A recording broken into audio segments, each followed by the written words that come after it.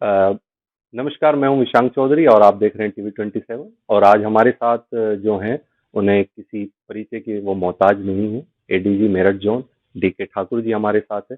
Thank you sir, आपने हमें अपना कीमती वक्त दिया। सर, आप 1994 आईपीएस बैच के ऑफिसर हैं। उस टाइम एक ज़्यादा इतना क्रेज नहीं होता था। अभी मोटिवेट होना शुरू हुई है, कई सारी मूवीज आई है आईपीएस ऑफिसर्स पे। तो इस उस टाइम आपने क्या ऐसी चीजें देखी जिससे आप आईपीएस ऑफिसर बनने की कोशिश में गए, और यूथ को आप क्या बताना चाहेंगे, क्या आपने उस टाइम ऐसा हुआ? देखिए, मैं आपके चैनल के माध्यम से जो भी युवा वर्ग हैं, उनको ये संदेश देना चाहूँगा, जो सिविल सर्विस है, उसका क्रेज़ हमेशा रहा है, कम हो ज़्यादा रहा है। ये हाँ, ये मैं मान सकता हूँ कि हाल के वर्षों में सिविल सर्विस को लेकर के और खासकर आईपीएस को लेकर के क्रेज़ बढ़ा है। जैसा कि आपने बताया कि हाल में काफ़ी मूवीज़ आई, सिंघम मूवी आई, गंगा जल मूवी आई, पुलिस को लेकर जितनी मूवी आई, उसको लेकर के युवाओं के मन में ये बात आना स्वाभाविक है। वो पुलिस सेवा में आकर के और उसमें भी खासकर आईपीएस में आकर के देश की सेवा करना चाहते हैं और मैं इससे सहमत भी हूँ। आईपीएस एक ऐसी सर्विस है जो कि मैं पिछले करीब 30 साल से देख रहा हूँ कि जिसके माध्यम से आप आम जनता की त्वरित सेवा कर सकते हैं। आपके पास जब भी आम जनता आती है, पीड़ित लोग आते हैं, तो आपसे उम्मीद करते हैं कि आप उसको तत्काल राहत दिलाएंगे और राहत हमने दिलाई है। यूपी में आप देखेंगे कि पिछले कई सालों से चाहे हर एक फ्रंट पर, चाहे पॉलिटिकल फ्रंट पर, चाहे क्रिमिनल फ्रंट पर, कम्युनल फ्रंट पर, माफियाओं के खिलाफ काफ़ी कार्रवाई हुई है।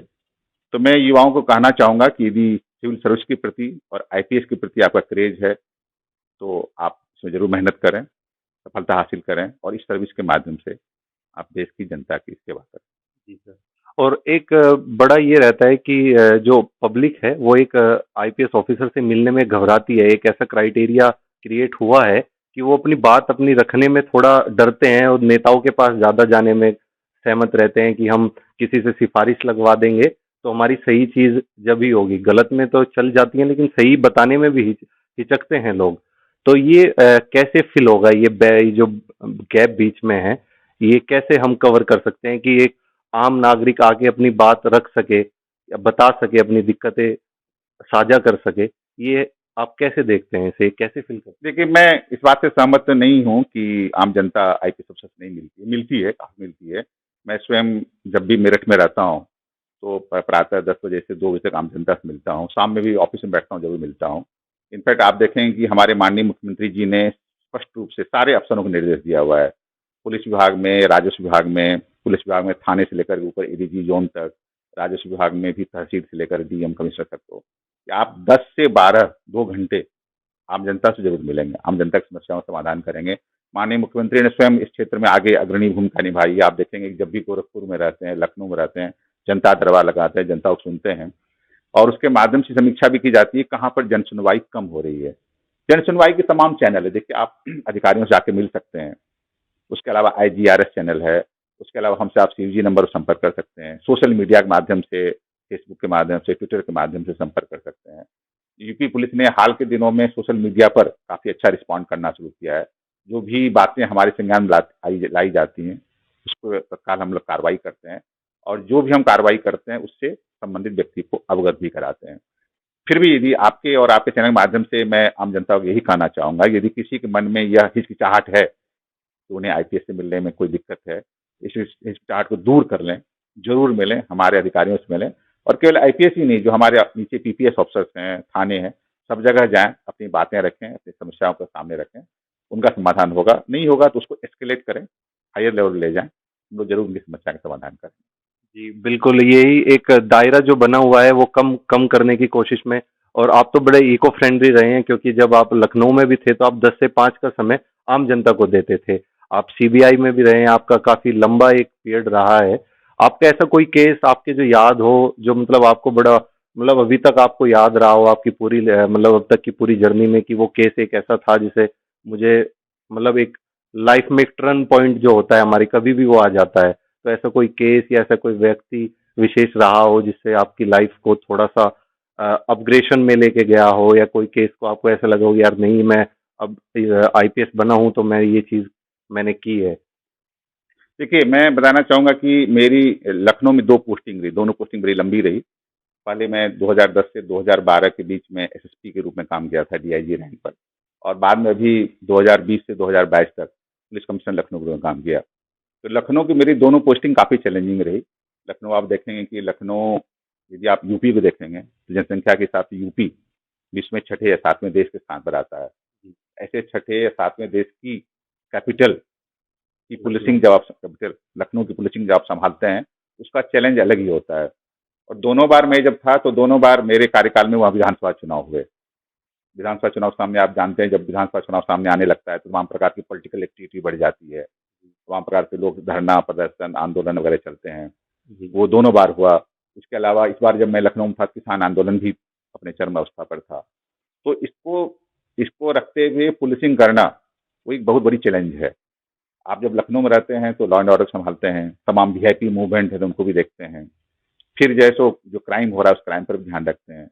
लखनऊ है, शहर है, माननीय मुख्यमंत्री वहाँ है, पूरा सचिवालय है, पूरा डीजीपी मुख्यालय है, सबकी नज़रों के एकदम क्लोज वाच में रह करके आप काम करते हैं। उस क्लोज वाच में रह करके 2 बार काम करना, इतना लंबा काम करना, ये मेरे लिए बड़ी चुनौती है थी, और इस चुनौती से मैं पार पा सका, ये बड़ी बड़ी उपलब्धि मैं मानता हूँ। जी, अभी आप पश्चिम में हैं, मतलब मेरठ जोन के आप एडीजी हैं, तो ये एक मुजफ्फरनगर क्राइम कैपिटल कहा जाता था अब से 10 साल पहले। और इसे अभी मतलब ये हमारा ऐसा हो गया है कि देहरादून जो लोग दिल्ली से निकलते हैं, पहले अपने शीशे बंद कर लेते थे कि मुजफ्फरनगर और मेरठ आ गया, अब यहाँ से निकलना काफ़ी मुश्किल हो जाए। मतलब एक लोगों की एक धारणा बन चुकी थी, क्योंकि वो चाहे वो 2013 के दंगे हों या कुछ भी हो। और अभी धारणा ऐसी है कि लोग यहाँ पे आना शुरू हो गए, रहना शुरू हो गए। तो ये सारा सिस्टम एक मतलब पुलिस के दौरान, पुलिस के वजूद से ही ये सारी चीज़ें कामयाब हो पाई हैं। तो आपको कुछ पश्चिम में कुछ बदलाव आपके नज़र आ रहे हैं जो आप जो कर रहे हैं? नहीं, एकदम आप सही कह रहे हैं, काफ़ी बदलाव नज़र आ रहा है। और माननीय मुख्यमंत्री के निर्देश में जो पूरे उत्तर प्रदेश में और खासकर पश्चिमी उत्तर प्रदेश में क्राइम पर, माफिया पर, कम्युनल एलिमेंट्स पर जो कार्रवाई हुई, उसी का ही परिणाम है कि आप देख पा रहे हैं कि जो चेंजेज आए हैं, इस क्षेत्र में चेंजेज आए हैं, चाहे मेरठ में हो, चाहे मुजफ्फरनगर में हो, जो कम्युनल इंसिडेंट्स की कैपिटल मानी जाती थी, जो क्राइम कैपिटल मानी जाती थी, उस तरह ये कम्युनल इंसिडेंट्स पूरी तरह समाप्त हो चुके हैं, क्राइम समाप्त हो चुका है। अब आप मुजफ्फरनगर जाएंगे, देखेंगे सब जगह अच्छे-अच्छे मॉल खुल रहे हैं, अच्छे-अच्छे रेस्टोरेंट्स खुल रहे हैं। आप इस रोड पर जाएँ, जो आपने देहरादून रोड की बात कही, तो अब लोग वहाँ आने लगे हैं, रुकने लगे हैं। अब जो लोग पहले दिल्ली जाकर सीधे देहरादून रुकते थे, अब दिल्ली से जाकर रास्ते में मुजफ्फरनगर रुक करके मजा लेते हैं। तो चेंजेज हुए हैं, इससे सबका योगदान है। माननीय मुख्यमंत्री के निर्देश पर पुलिस ने काम किया है, प्रशासन ने काम किया है, मीडिया ने, जनप्रतिनिधि ने, सबने मिलकर काम किया है, और ये इस क्षेत्र की जनता की बड़ी उपलब्धि है। एक शांतिपूर्ण माहौल में रह रहे हैं। तो जब शांतिपूर्ण माहौल में आप रहते हैं तभी कुछ विकास होता है, क्षेत्र का विकास होता है, आर्थिक विकास होता है। लोग जैसे पढ़ाई लिखाई पर ध्यान देते हैं, लोग अपने विकास पर ध्यान देते रहते हैं। नहीं तो क्या होता है कि वही क्राइम, वही कम्युनल एक्टिविटी। आप देख रहे होंगे कि पिछले 2017 के बाद इस एरिया में कोई कम्युनल इंसिडेंट नहीं हुआ है, कोई ऐसा क्राइम नहीं हुआ है। तो इसका योगदान, इसका पूरा श्रेय माननीय मुख्यमंत्री उनके निर्देश पर जिन पुलिस अधिकारियों ने, मेरे पूर्व अधिकारियों ने, वर्तमान अधिकारियों ने काम किया है, सबको जाता है। और हम लोग का यही संकल्प है, इस माहौल को अच्छा बनाए रखेंगे, आगे भी बनाए रखेंगे, और यही कोशिश रहेगी कभी भी उस क्राइम या क्रिमिनल इंसिडेंट की कोई वारदात दोबारा न होने।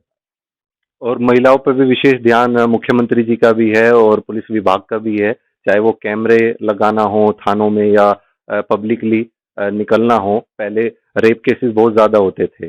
बीजेपी गवर्नमेंट से पहले एक रेशो जो हमारे पास था वो काफ़ी हाई था, अभी बहुत कंट्रोल में है। और चाहे वो चारों तरफ पुलिस का पहरा हो, कंट्रोल रूम में आप कभी भी महिला फ़ोन कर सकती है, उसे तुरंत पुलिस की सुरक्षा मिलती है या कोई भी उसे आश्वासन मिलता है।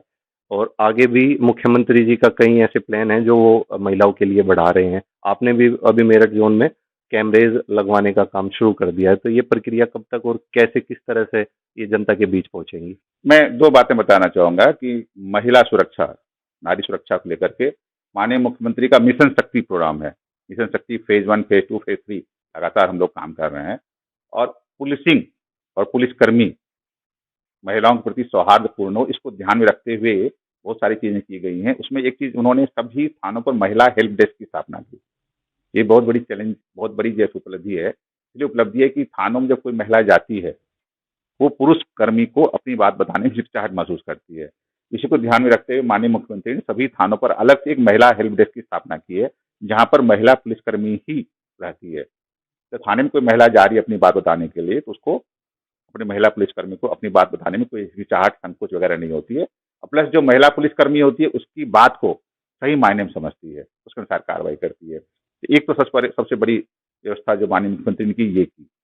तमाम कॉल हैं उस पर, 112 वगैरह कॉल हम लोग अटेंड करते ही करते हैं। एंटी रोमियो स्क्वाड वगैरह की व्यवस्था उन्होंने माननीय मुख्यमंत्री ने की।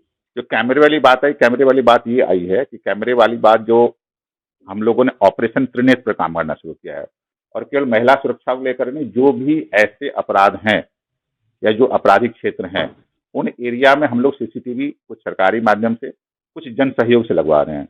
और हमारा टारगेट ये है कि कहीं भी क्राइम होता है, सबसे पहले हम लोग ये देखते हैं कि उस क्राइम जिस एरिया में हुआ, उस एरिया में कोई सीसीटीवी था कि सीसीटीवी कवर्ड है कि नहीं। सीसीटीवी कवर्ड है तो हम उसके माध्यम से उस अपराध का खुलासा करते हैं, नहीं रहता है तो हम लोग वहाँ सीसीटीवी लगवाने का प्रयास करते हैं।